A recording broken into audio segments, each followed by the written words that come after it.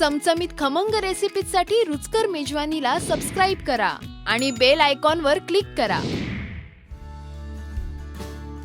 आजची रेसिपी खास तुमची फरमाईश आहे, कारण तुमच्या सतत कमेंट्स असायच्या की ताई डिलिव्हरी नंतरच्या काही रेसिपीज दाखवा। तर आपण ह्याच्या अगोदर डिंकाचे लाडू दाखवलेत, आज मी तुम्हाला दाखवणार आहे मेथीचा लाडू। आपण सुरुवात करतोय तुपापासून। डिलिव्हरी झाल्यानंतर शक्यतो साजूक तूपच खायचं, डालडा वगैरे वापरायचा नाही। तर आपण इकडे घेतले 2 टेबलस्पून तूप घेतलेलं आहे, ते वितळून द्यायचंय।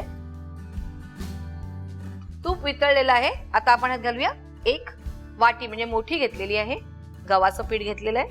नॉर्मल आपल्या घरी जे गव्हाचं पीठ असतं तेच घ्यायचंय आणि आता हे लालसर रंगावर भाजायचं आणि मोठा गॅस करून नाही भाजायचंय, थोडंसं मंद विस्तावर ते भाजून घ्यायचंय। तर आपल्याला वाट बघायची, एक साधारण 20 मिनिटं तरी लागतात भाजायला।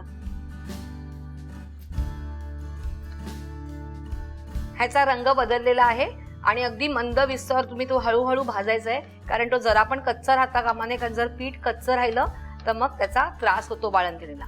त्यामुळे ते छान असं खरपूस भाजून घ्यायचंय। इथे खूप छान सुगंध सुटलेला आहे। आता ह्यात आपण घालूया 1 टेबलस्पून मेथी पावडर, त्यानंतर 1 टेबलस्पून हलीम, 4 टेबलस्पून खारकेची पावडर। खारीक आपण काय करायची, त्याची बी काढून घ्यायचंय, ते तुपामध्ये तळायचे आणि मग मिक्सरला वाटून घ्यायचंय। आधी हे मिक्स करूया। शक्यतो मेथीचे लाडू म्हटलं ना की ते खूप कडू होतात, पण मेथी पावडर तुम्ही घातली ना की तेवढे कडू लागत नाही आणि सोबत आपले बाकीचे सगळे इन्ग्रेडियंट्स आहेत। आता आपण घेऊया काजू आणि बदामचे तुकडे, ते पण मी तुपामध्ये तळून घेतलेले आहेत। काळे मनुके घेतलेले आहेत आणि ते पण तुपात तळलेले आहेत। इथे तुम्हाला डिंक दिसतोय, तो मी तुपात तळून बाजूला ठेवलेला आहे।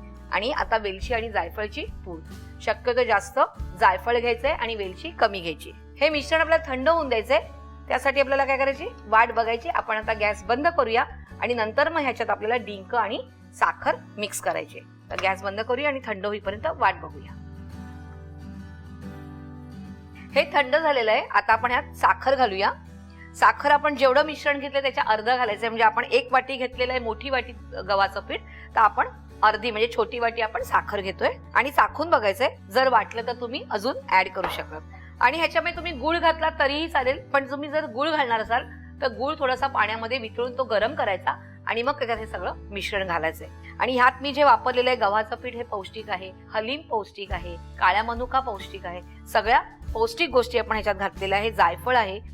तर हे लक्षात ठेवायचं की नेहमी बाळंतिणीचे म्हणजे गरोदरपणाच्या अगोदर अजिबात गरम खायचं नाहीये आणि नंतर पौष्टिक आणि गरम गोष्टी म्हणजे उष्ट गोष्टी असतात त्या जास्त खायच्या असतात।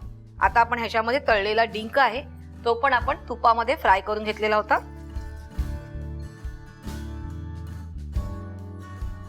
आता आपण हे मिक्स करायचे छानपैकी आणि आपण मळताना आपण जे मिक्स करतोय त्याच्यामध्ये डिंक कुस्करला तरीही चालणार आहे। आणि हा पौष्टिक लाडू आहे, त्यामुळे असं नाहीये की पौष्टिक आहे म्हणून आपण एका वेळेला 2-3 खायचे, हा एका वेळेला एकच लाडू खायचंय। हे मिक्स झालेलं आहे।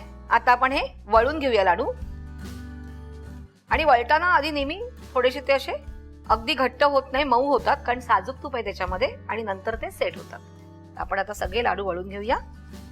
ह्याच्यामध्ये काळी किशमिशच वापरायची आहे, आपल्या ब्राऊन नाही वापरायच्या। अशा प्रकारे आपण सगळे आपले लाडू करून घेऊया।